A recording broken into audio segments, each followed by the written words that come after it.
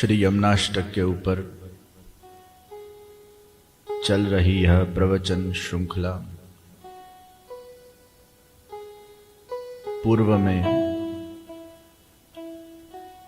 नमामि यमुनामहं सकल सिद्धि हेतु मुदा मुरारी पद पंकज स्फुरद मंद रेणुत्कटां तटस्थ नवकानन प्रकट मोद पुष्पांबुना सुरासुर सुपूजित स्मर पितुः श्रियं बिप्रतिम। प्रथम श्लोक यहां परिपूर्ण होता है और कई दिनों से यह प्रथम श्लोक के ऊपर हम सब ने चिंतन किया। आज द्वितीय श्लोक का शुभारंभ करते हैं। कलिंद गिरि मस्तके पतत मंद पूरोज्ज्वला विलास गमनो लसत प्रकट गंड शैलोन्नता सघोष गतिदंतुरा समधिरूढ़ दोलोत्तमा मुकुंद रति वर्धिनी जयति पद्म बंधो सुता। यह द्वितीय श्लोक कलिंद गिरि मस्तके पतत मंद पूरोज्ज्वला। श्री यमुना जी के दो पिता हैं, सूर्यपुत्री श्री यमुना जी और कलिंद पर्वत के ऊपर से श्री यमुना जी पधारे तो कलिंद भी यमुना जी के पिता है।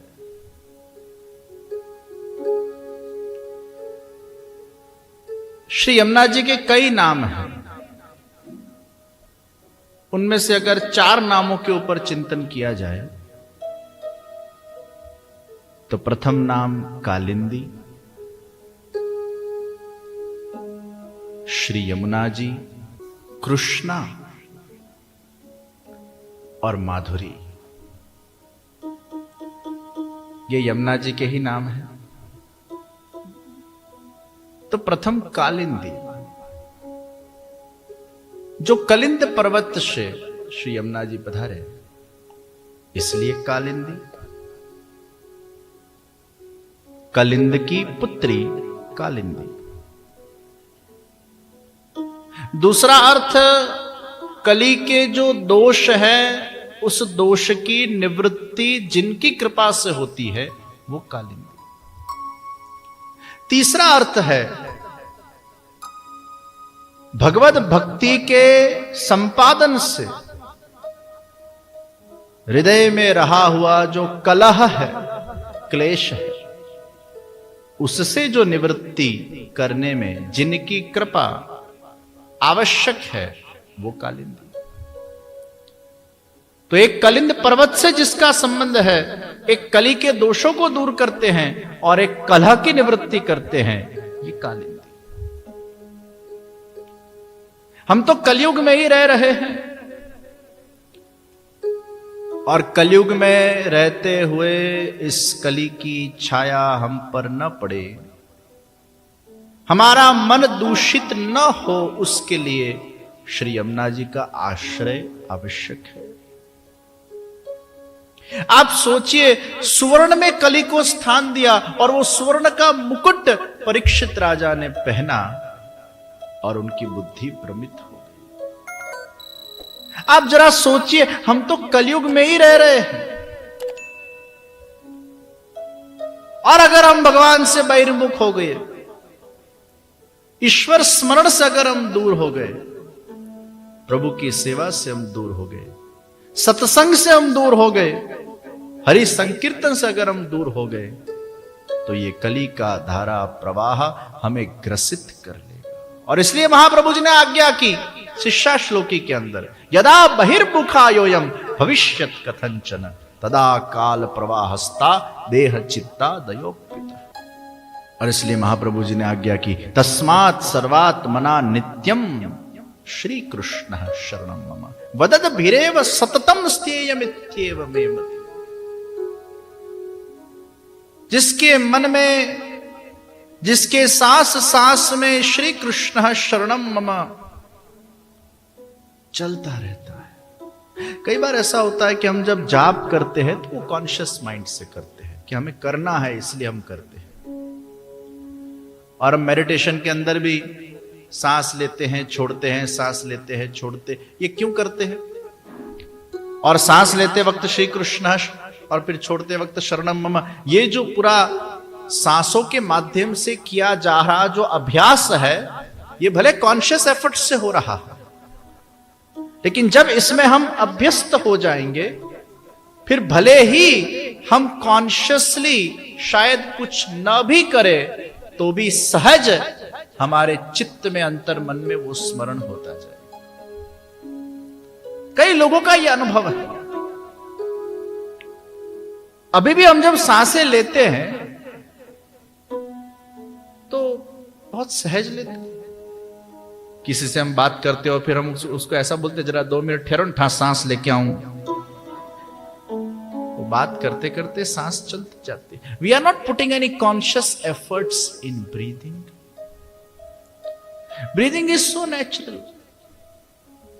उसी भांति जब हम सांस सांस में श्री कृष्ण शरणम मम, श्री कृष्ण शरणम मम का अभ्यास करते जाए, और धीरे धीरे जब वो अभ्यास हमारा परिपक्व होता जाए, फिर भले ही हम कितने भी व्यस्त क्यों ना हो, भले आप टीवी भी देख रहे हो, किसी से बात भी कर रहे हो, कोई अन्य आपका व्यापारिक काम कर रहे हो, या अपने कोई कर्तव्य को आप निभा रहे हो, उस वक्त भी आपके सांस सांस में श्री कृष्ण शरणम मम का जाप होता जाएगा। श्री यमुना जी जब कृपा करते हैं तो भगवद नाम संकीर्तन, भगवद सेवा में उस जीव की जो रुचि है उसको बढ़ाने लगते हैं। तो कालिंदी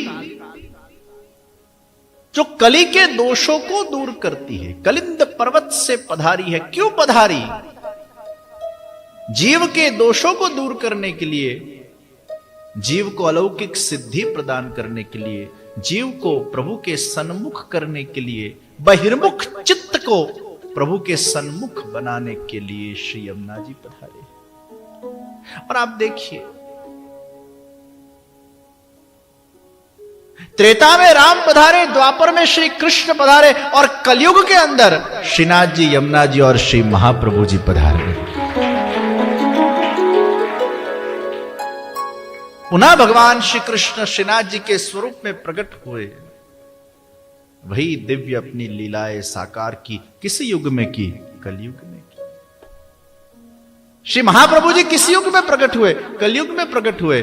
श्री यमुना जी भी आधिदैविक स्वरूप से जो प्रकट हुए, श्री महाप्रभु जी के समक्ष कलयुग में प्रकट हुए। तो विशेषतः कलयुग के अंदर कली के दोषों की निवृत्ति के लिए श्री यमुना जी का आश्रय अतीव आवश्यक है।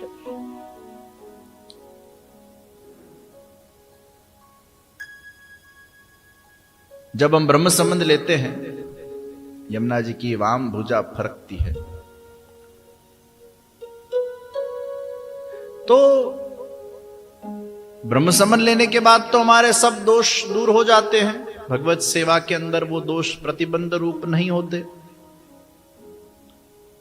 जैसे वो कंप्यूटर का पूरा फॉर्मेटीकरण हो जाता है ना, बहुत सारे वायरसेस आ गए हो और फिर वो कंप्यूटर अगर हैंग होने लगे तो फिर उसको फॉर्मेट कर देते हैं, ताकि क्या होता है, वो निर्दोष हो जाए। पर फिर वापस कुछ दोष ना आए, उसके लिए एंटीवायरस सॉफ्टवेयर को डाउनलोड करना पड़ता है। और ये एंटीवायरस सॉफ्टवेयर क्या है? तो सबसे पहला एंटीवायरस सॉफ्टवेयर, आप रोज जब यमुनाष्टक के पाठ करते हो तो आपके अनेक प्रकार के दोष दूर होते हैं और अन्य दोष आप में आते नहीं। तो यमुनाष्टक का पाठ करना एंटीवायरस सॉफ्टवेयर। कंठी को पहन के रखना, यह एंटीवायरस सॉफ्टवेयर है। कंठी को पहन के रखिए, 2 कंठी सदा पहन के रखिए, यानी कोई भी दोष, नेगेटिव एनर्जी आपके अंदर आएगी नहीं। और राधा कृष्ण, गुरु गोविंद, श्री वल्लभ विठल ये कंठी के स्वरूप में हमेशा आपके साथ रहेंगे। कुछ गलत करने का अगर आपके मन में कोई विचार भी आएगा तो उस वक्त आपके मन में ये सोच रहेगी, मैंने कंठी को पहना है, मुझे कुछ गलत नहीं करना चाहिए। तो यमुनाष्टक के पाठ, कंठी, तिलक, एकादशी का व्रत, नित्य भगवत सेवा, नित्य भगवत संकीर्तन, ये सब एंटीवायरस सॉफ्टवेयर। और इसलिए ब्रह्म संबंध लेने के बाद इन सॉफ्टवेयरों को हमें इंस्टॉल करना पड़ता है, रोज करना पड़ता है। ये ऐसा नहीं है कि एक बार आपने इंस्टॉल कर दिया यानी फिर वो रहेगा। इसको रोज आपको करना पड़ता है, डेली बेस पर करना पड़ता है। और जिस दिन आपने ये सॉफ्टवेयर इंस्टॉल करने का आप भूल गए, क्योंकि इसका 24 घंटे में एक्सपायरी हो जाता है। कुछ सॉफ्टवेयर का 1 महीने में रिन्यूअल आता है, किसी का 1 साल में आता है, किसी का 2 साल में। ये रोज रिन्यू करना पड़ता है, जैसे रोज स्नान करना पड़ता है ना, रोज हम गंदे हो जाते हैं, रोज स्नान करना पड़ता है, वैसे इसको रोज हमें इंस्टॉल करना पड़ता है। जिस दिन आप भूल गए यानी उस दिन वो कली आपके ऊपर आक्रमण करने के लिए तैयार हो जाएगा। और एक बार कली ने आक्रमण कर दिया, एक बार आप उसके पंजे में आ गए, फिर छूट जाओगे, लेकिन इसमें बहुत जद्दोजहद करनी पड़ेगी। जैसे एक बार वो मगर अगर पैर पकड़ ले, फिर भले छुड़ा लोगे आप, लेकिन प्रयास करना पड़ेगा। ये कली भी मगर के समान है। बड़ौदा में तो बहुत मगर है, और अभी तो बाढ़ आई है, यानी कहां से प्रकट हो रहे हैं। सब मगरमच्छ पैदा हो गए हैं, ये सब कली के रूप है। अभी मैं ऊपर, मेरा जहां संध्यादि जप करने की जो जगह है, मैं बैठा था सुबह, आज संध्या वंदन आदि कर रहा था, और पीछे वो खिड़की है और फिर सब काफी वृक्ष वगैरह है पीछे की साइड। अभी बारिश हुई, ये सब बाढ़ आई, यानी कहां से विश्वामित्री नदी में से सब प्राणी अलग अलग गली गली पहुंच गए हैं। तो महाराज सिंहासन ना नीचे थी 4 देड़का निकले।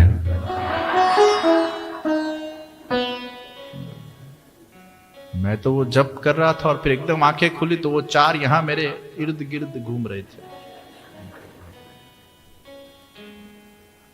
तो सारू थયું, એ લોકોમાં એવી બુદ્ધિ ના ચાલી, કુદીન મારા ખોડામાં। વિશ્વામિત્રીમાંથી આ બધા ક્યાંથી નીકળીને चारे बाजू फैलाई गया छे। ये लोग को क्या है, पहली बार अवसर मिला शहर देखने का।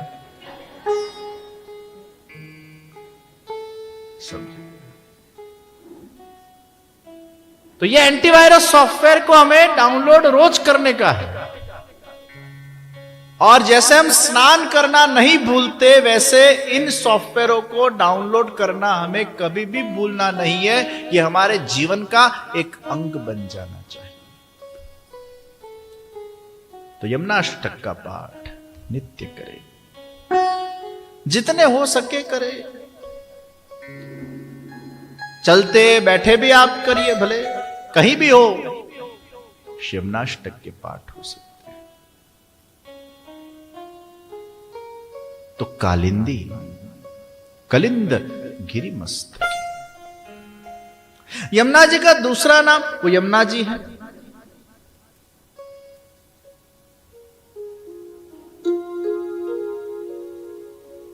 तो श्री यमुना जी अलौकिक सिद्धि तो देती हैं, लेकिन शायद आपके जीवन के अंदर कोई लौकिक विषय भी आ जाए तो पुष्टि मर्यादा प्रकार के अंदर कई लोग श्री यमुना जी का आराधन, भाई बीज के दिन लोग स्नान करने जाते हैं, तो वो सकाम भक्ति का एक स्वरूप है। अब जैसे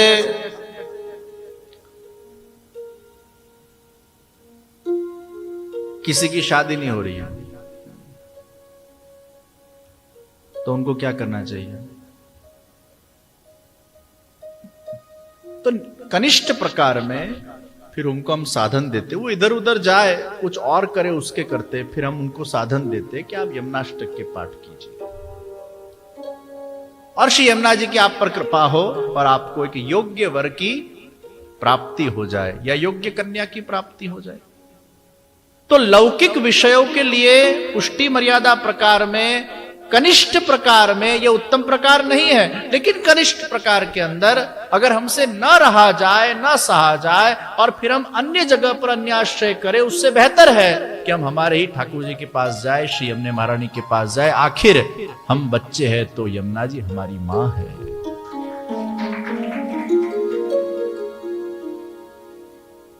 अब कोई ज्योतिषी ने आपको कह दिया कि भाई शनिनी महादशा चाले छे અને બહુ જ પીડા આવશે, કે 7.5 ચાલે છે શનિની, तो शनि की 7.5 हो या शनि की महादशा हो, और अगर आपके कुंडली में शनि कहीं बाधा बन रहा है, ये शनि का एक स्वभाव है, वो जो स्थान में बैठते हैं वहां डिले करते हैं, लेट करते हैं, थोड़ा स्ट्रगल देते हैं, और इसलिए सप्तम स्थान में बैठेंगे तो फिर शादी लेट करेंगे, पहले स्थान में बैठेंगे तो लंबा आयुष्य देंगे, वो मरने में देरी करेंगे।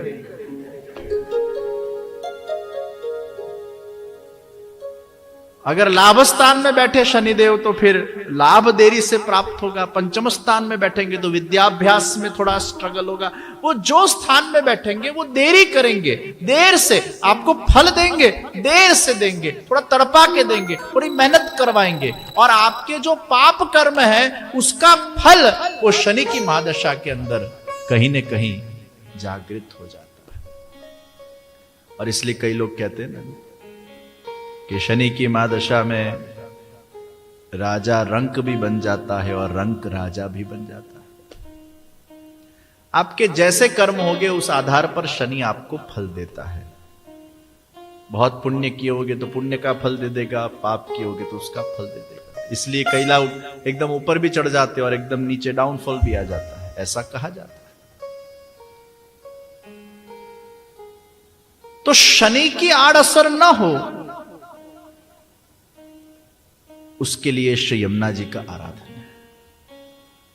श्री यमुना कृष्णाभ्याम नमः मंत्र हम बोलते हैं संकीर्तन में। तो अगर किसी ने आपको कहा हो कि शनि बाधा बन रहा है तो यमुना जी का आराधन कीजिए, क्योंकि यमुना जी के भाई शनिदेव है और भाई ने बहन को वचन दिया है तुम्हारे भक्तों को मैं डिस्टर्ब नहीं करूंगा। तो यमुना कृष्णाभ्याम नमः, श्री यमुना कृष्णाभ्याम नमः, श्री यमुना कृष्णाभ्याम नमः, और यमुनाष्टक के पाठ। तो भक्तों के दुख दूर करने में भी, लौकिक कष्ट दूर करने में भी, रोग आदि दूर करने के लिए भी, किशोरीबाई का प्रसंग हम सबको पता है। रोग की निवृत्ति के लिए आधि व्याधि उपाधि श्री यमुना जी का आराधन है, पर कनिष्ठ प्रकार है। ये कोई भय हो आपके अंदर और भय की निवृत्ति, मृत्यु का भय हो उसकी निवृत्ति, तो यमराज भाई है। तो यमराज और शनिदेव दोनों ये बहन को वचन देते हैं कि हम आपके भक्तों को नहीं बाधा बनेंगे, अर्थात यमयातना से भी मुक्ति यमुना जी की भक्ति प्रदान करती है। तो कालिंदी श्री यमुना जी, जो यमुना जी का संबंध शनि के साथ, यमराज के साथ भी है, जो यमुना जी अलौकिक सिद्धियां देती है, उन सिद्धियों के बारे में हमने पूर्व के प्रवचनों में चिंतन कर लिया है। जो यमुना जी गोविंद से मिलवाती है, जो यमुना जी अनेक दोषों को दूर करती है, जो यमुना जी वो चतुर्थ प्रिया है, जो यमुना जी भगवान के वाम भाग में से दक्षिण भाग में से प्रकट हुई है। भगवान के वाम भाग में से स्वामी जी प्रकट हुए और दक्षिण भाग में से श्री यमुना जी प्रकट हुए, जिनका प्रागट्य प्रभु में से ही हुआ है। जो यमुना जी सूर्य पुत्री है, और ये सूर्य पुत्री यमुना जी जो है, वहां शंकराचार्य जी ने भी कहा तपन तनया ताप शमन। तपन की तनया है, तपन तनया ताप शमन, ताप का शमन करती है। सूर्य तो तपन है, तपता है। भक्तों के अलग अलग प्रकार के तापों का जो उपशमन करने की सिद्धि जिसमें है, वो श्री यमुना जी है। तो कलिंद के मस्तक पर से श्री यमुना जी पधारे, पर मूल कहां से पधारे? सूर्य पुत्री बनकर पधारे। तो क्या यमुना जी सूर्य की पुत्री है? हां है, लेकिन सूर्य तो निमित्त बना है। वहां टीकाओं में हमें प्राप्त हुआ कि सूर्य के अंदर विराजमान जो भगवान का नारायण स्वरूप है, वो आनंदमय नारायण स्वरूप के हृदय में से श्री यमुना जी का प्रागट्य हुआ है, और वो सूर्य के माध्यम से फिर कलिंद पर्वत पर पधारे, और कलिंद पर्वत पर से बहते बहते बहते बहते श्याम संग श्याम बह रही श्री यमुने, श्याम संग श्याम बह रही श्री यमुने। तो नारायण के हृदय में से जिनका प्रागट्य है, सूर्य के भीतर नारायण का ध्यान है। कई लोग हमारे पुष्टि मार्ग में कहते हैं कि आपणे केम सूर्य देवनी पूजा करवानी, आपणे केम सूर्य ने जल चढ़ावવાનું, એની શું આવશ્યકતા છે? सूर्यदेव पूजा करिए तो पाछो अन्याश्रय થઈ જાય। कुछ लोग ऐसा बोलते हैं, नहीं, गलत बात है। हमें सूर्य नारायण में नारायण के दर्शन करने हैं। सूर्य के अंदर भी नारायण विराजते हैं, और वो सूर्य में विराजते नारायण के हृदय में से श्री यमुना जी का प्रागट्य है। अर्थात सूर्य में नारायण के दर्शन है, और नारायण में श्री यमुना जी के दर्शन है, और वो दर्शन करके सूर्य नमस्कार करने। अकेले सूर्य देव का ध्यान नहीं है। भर्गो देवस्य धीमहि धियो यो न प्रचोदयात्। तो सूर्य का ध्यान करे, और उसमें फिर नारायण का ध्यान करे, और वो नारायण के हृदय में से निकल रही बह रही श्री यमुना जी का ध्यान करे। कितना सुंदर ध्यान प्रकार। अगले सत्र में हम इसी विषय को ध्यान में भी लेंगे। तो टीकाकारों ने बहुत सुंदर इसका विश्लेषण किया। सूर्य पुत्री श्री यमुना जी है, लेकिन नारायण में से श्री यमुना जी का प्रागट्य है। तो कालिंदी श्री यमुना जी, कृष्णा, भगवान श्री कृष्ण और स्वामी जी ने जो अपना ही स्वरूप प्रदान किया, अर्थात वस्त्र श्रृंगार प्रदान किए, और वो वस्त्र श्रृंगार को धारण करके, मुकुट के श्रृंगार को धारण करके जो यमुना जी विराजमान है, प्रभु के ही स्वरूप को धारण करके विराजमान है, वो कैसे लगते हैं? वो कृष्णा है, कृष्ण ही लगते हैं। श्याम सुंदर भी श्याम, और यमुना जी भी श्याम, ये दोनों श्याम है, ये कृष्णा है। तो कई लोग कृष्णा नाम रखते हैं ना, कृष्ण और कृष्णा। देखिए, कृष्ण जब हम बोलते हैं, तब जब इंग्लिश में इसको लिखते हैं तो KRISHNA, ए इज साइलेंट, तो है कृष्ण। फिर RAMA लिखते हैं तो बोलते क्या? रामा है, राम। वो ए साइलेंट है, उसको आ नहीं बोलना। कृष्ण साइलेंट है, कृष्णा। फिर भले हम संगीत के अंदर कभी कभी जैसे छूट दे गई है कीर्तनों के अंदर, क्या नौंद भयो, अब नौ नहीं है, न है, आनंद है, लेकिन छूट दे गई है संगीत के अंदर कि कोई राग को अगर वो प्रास बिठाना हो तो छूट है। ऐसे शायद गाने में भी अगर कृष्णा बोलना हो तो छूट है, लेकिन मूल में अब हम श्री कृष्ण शरणम मम बोलेंगे, श्री कृष्णा शरणम मम नहीं बोलेंगे, श्री कृष्ण शरणम। क्रू और क्री ये दोनों सही है, कृष्ण कृष्ण, ऋषि ऋषि, रुचि ऋचि, श्रुति श्रुति। तो री और रू ये दोनों सही है, लेकिन अधिकांश कृष्ण ये ज्यादा सही है। और ये बोलना न पाए तो फिर कृष्ण, कई लोग कृष्ण बोलते हैं, कृष्ण कृष्ण कृष्ण, ये उत्तम मध्यम और कनिष्ठ प्रकार है। तो उत्तम प्रकार कृष्ण, मध्यम प्रकार कृष्ण और कनिष्ठ प्रकार कृष्ण। अब जैसे आपकी जिह्वा की अनुकूलता, पर ए साइलेंट। अब योग में भी YOGA, तो लोग क्या बोलते, योगा, योगा नहीं है, योग है, ए साइलेंट। अभी भी अधिकांश लोगों को, सब लोगों को प्रश्न पूछो क्या करते हो, योगा, योग, ये साइलेंट है। लेकिन ये कृष्णा शब्द जो है, कई बार बच्चों के नाम हम कृष्णा रख, ये यमुना जी, कृष्णा जो कृष्ण की है वो यमुना जी है, जो कृष्ण जैसे दिखते हैं वो यमुना जी है। तो कालिंदी, श्री यमुना जी, कृष्णा, और चौथा नाम माधुरी। मैं मधुर, मेरी राधा है मधुरा, मैं मधुर, मेरी राधा है मधुरा, और मेरे सभी लीला का संयोजन करने वाली, और मेरे सभी लीला का संयोजन करने वाली मेरी यमुना है माधुरी।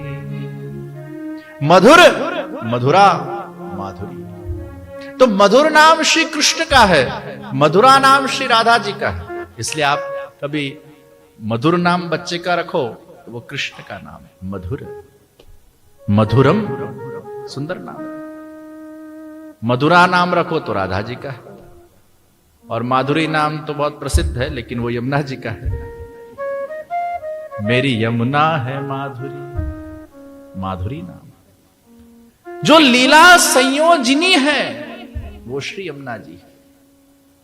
जैसे नारायण के नारद जी है, वैसे श्री कृष्ण की यमुना जी है। नारद जी ठाकुर जी के मन को जानते हैं, इसलिए नारद जी को प्रभु का मन कहा गया है कि भगवान की जो जो लीलाएं हैं उन लीला में नारद जी सहयोग देते हैं। तो नारायण की लीला में जैसे नारद जी सहयोग देते हैं और उन लीलाओं को साकार करने में अपनी सेवाएं प्रदान करते हैं, नारद जी को प्रभु का मन माना गया है, जो हमेशा नारायण नारायण नारायण का रटन करते हैं। तो भगवान के गोलोक धाम के अंदर भगवान की गोलोक की लीलाओं का संयोजन करने के लिए भगवान ने श्री यमुना जी को नियुक्त किया है, और श्री यमुना जी वो प्रभु का मन जानते हैं। भक्तों को प्रभु के नजदीक लाने में यमुना जी की कृपा, और प्रभु को भी बार बार भक्तों की सुधि लिवाकर प्रभु के मन में भी वो भक्त के प्रति अपने भाव को जागृत करने के लिए श्री यमुना जी ही बीच में मीडिएटर बनते हैं। भक्त और भगवान के बीच की मीडिएटर वो हमारी यमुना जी।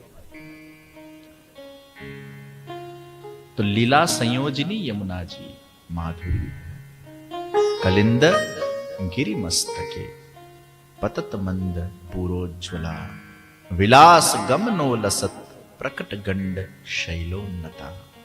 यही श्लोक के ऊपर विशेष विस्तार हम अगले सत्र के अंदर करेंगे। आज के सत्र को यहीं हम विराम देते हैं। बोलो श्री कृष्ण कन्हैया लाल की।